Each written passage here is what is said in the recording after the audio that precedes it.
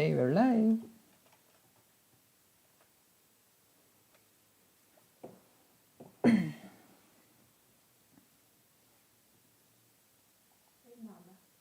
Yes, still loading. So we're trying to go live simultaneously in YouTube and Facebook. And by the way, good evening sa ating mga viewers or friends sa Facebook. And we will try to do this every weekends for the sake ng mga mag-aaral or mag-start ng school year this coming October, especially sa DepEd.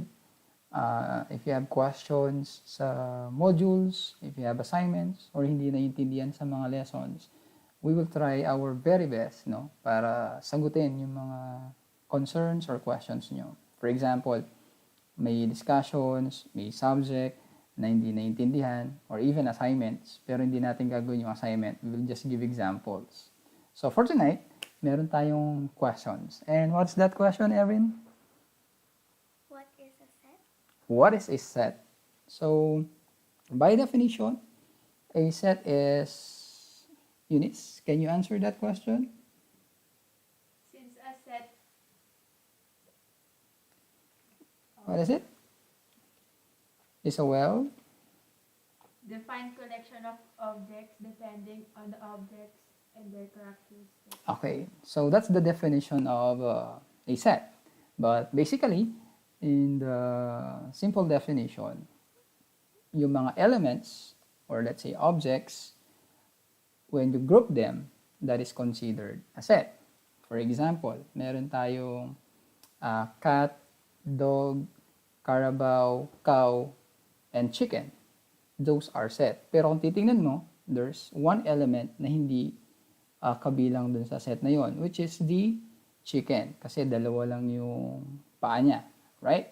So, aside dun sa definition, later on, magkakaroon tayo ng examples on how to write a set, yung mga types of set, and we will even create a Venn diagram. So first, pag-usapan natin yung empty set. So, pag sinabi natin empty, ito yung null. Ibig sabihin, walang laman. So, how to write a null element or null set?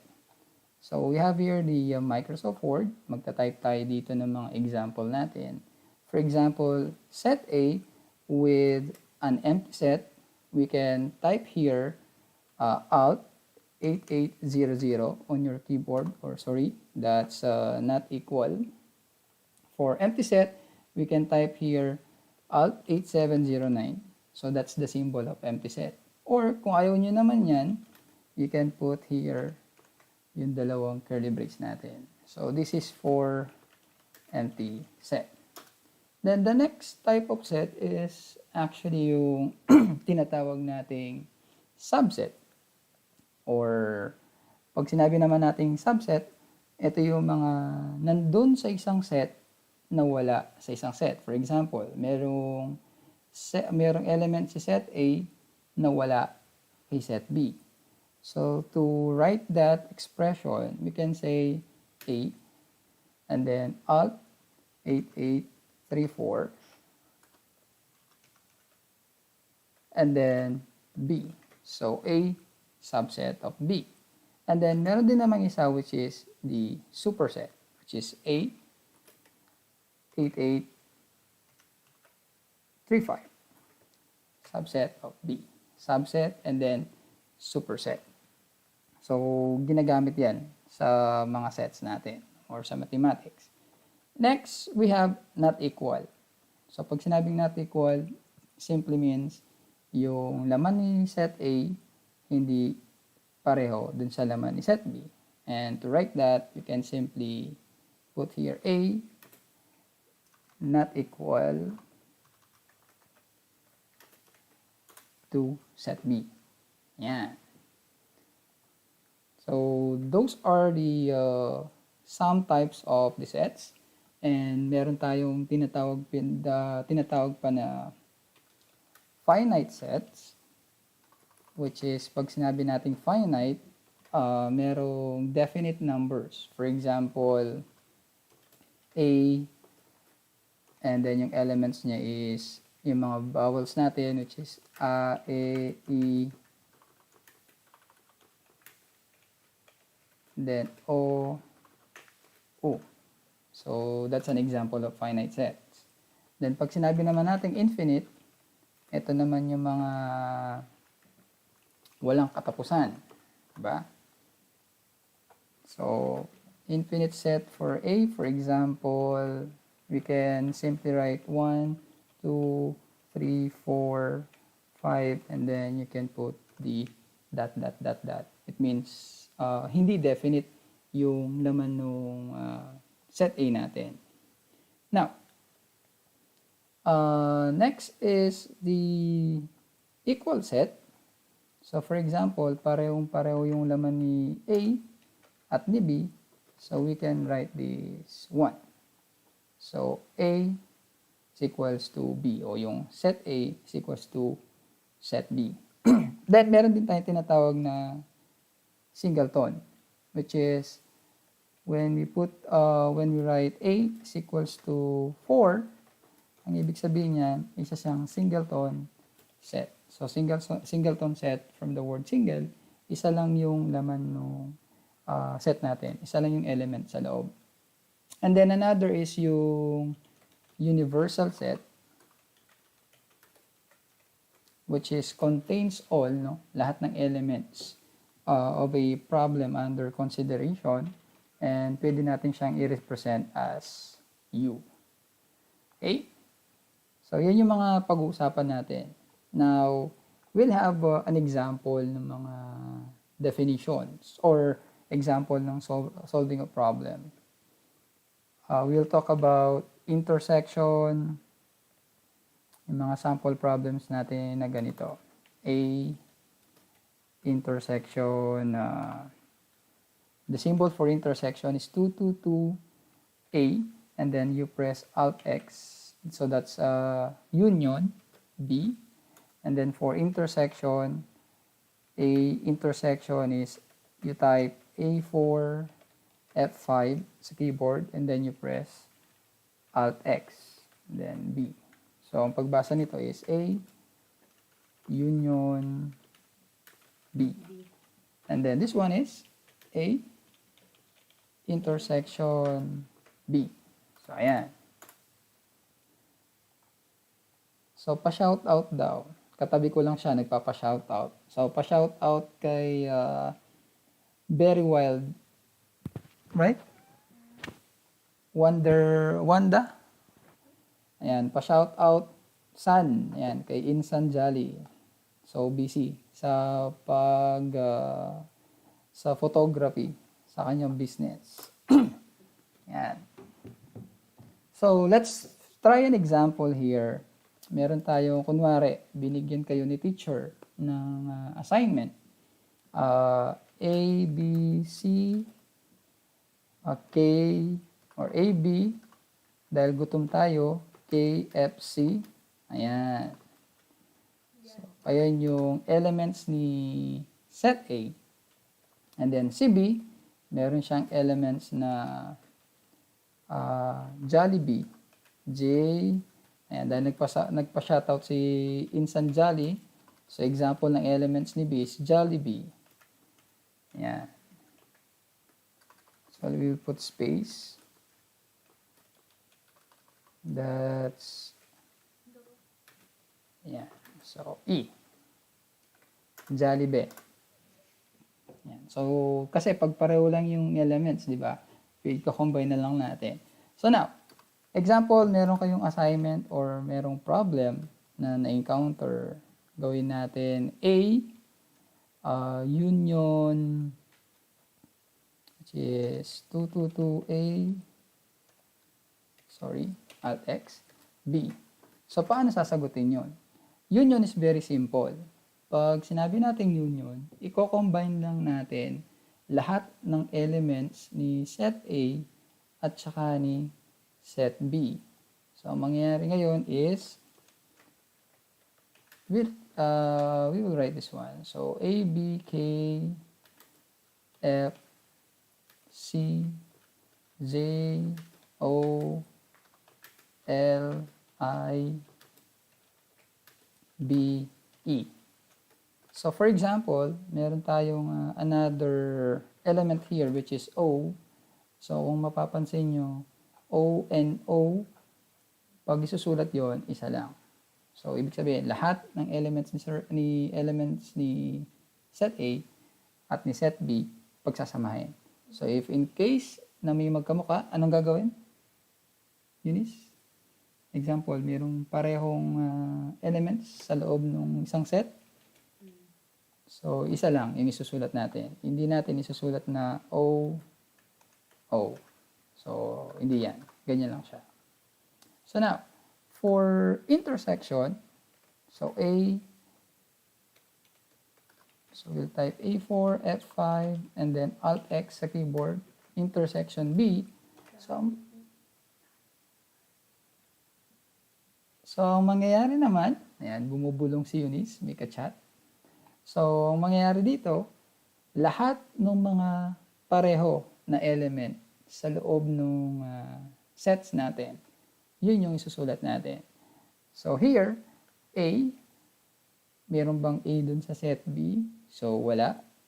So, tatanggalin na natin. So, sa set B, sa set A, meron bang element na B dun sa set B natin? So, again, meron. So, ito siya. So, isusulat natin ngayon yung B. So, that's intersection. Basta yung nakita mo kay set A, makikita mo kay set B. And then, next is K. So, obviously, walang K, wala ring F, wala ding C. But again, yung last element natin, O, which is also, makikita natin sa loob ni set B. So, we'll include O dito. So, the answer is, elements B and O, yun yung intersection ng dalawa nating sets. So, pag sinabi namang A minus B, it's very simple. Kung anong meron kay A naman na wala kay B. So, anong meron kay A na wala kay B dito? One is yung element A. So, Eunice, can you answer this question? What are the elements na nasa loob ni set A na wala kay set B? A, B, K, C. So, we have A, B. So, wala ring... Are you sure? Wala may B? We have B here? Oh. Okay. So, wala si B. A, K, A, K, C. F, and C. So, paano naging A, K, F, C? So, we have here element A na kay set A, pero wala kay set B. Okay, correct? Si element K na kay set A, pero wala kay set B. Correct? And then F, and then C. So, once na na-solve mo na yan, for example, binigyan kayo ng extra work ni teacher, okay? Kunwari, sabi niya, gawa ka ng Venn diagram. Yan. Yung si Ben. Hindi si Ben and Ben na nagkanta nung title nung kanta na yun. Basta, yun na yun. And then, so we'll create a Venn diagram. So, ayan. So, we'll have tanggalin natin yung fill. Then, we'll create another circle here. Okay, yan. So, ito yung Venn diagram natin. As of now, dalawang sets muna. So, pag tatlo yung sets mo, definitely you need to create 3 circles. No? So, for A, union B, ibig sabihin, pagsasamahin mo lahat ng set ni set A, elements ni set A at saka ni set B. Sa pagsusulat ng element, sa paglalagay ng label, I will create a text box here. Hindi dapat kasali si set, no? Doon sa, for example, yung mga elements natin kasi is letter.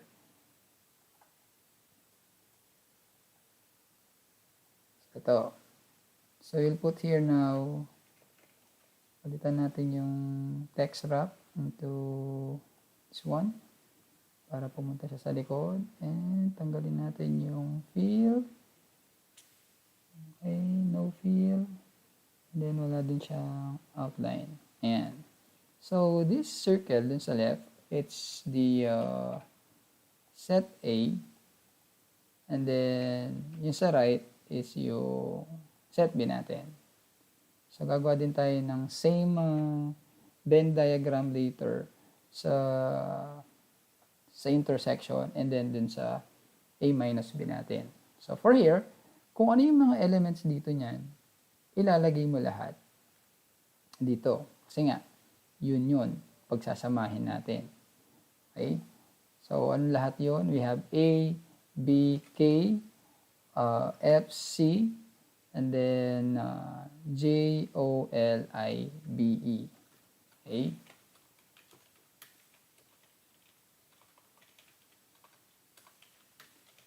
So, let's check the definition of Venn diagram here.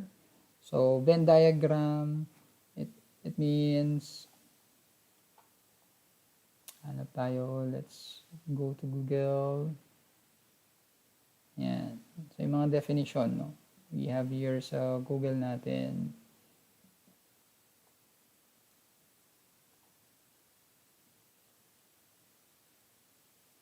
Okay, sets A and B.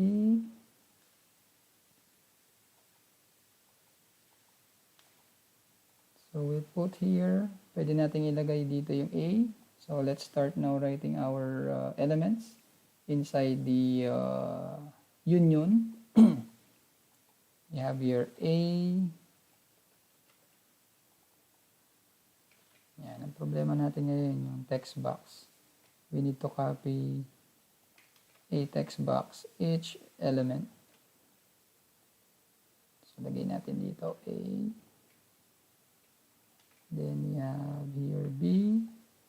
So, tingnan mo kung ano yung nasa loob ni set A. So, ito siya. Then, we have here C, K. And then, next, we have here yung F.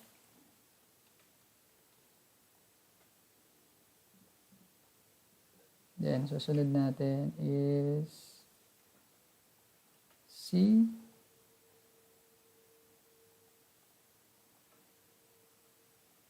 Then, lastly, C, O. Yan. So, we have now this Venn diagram dun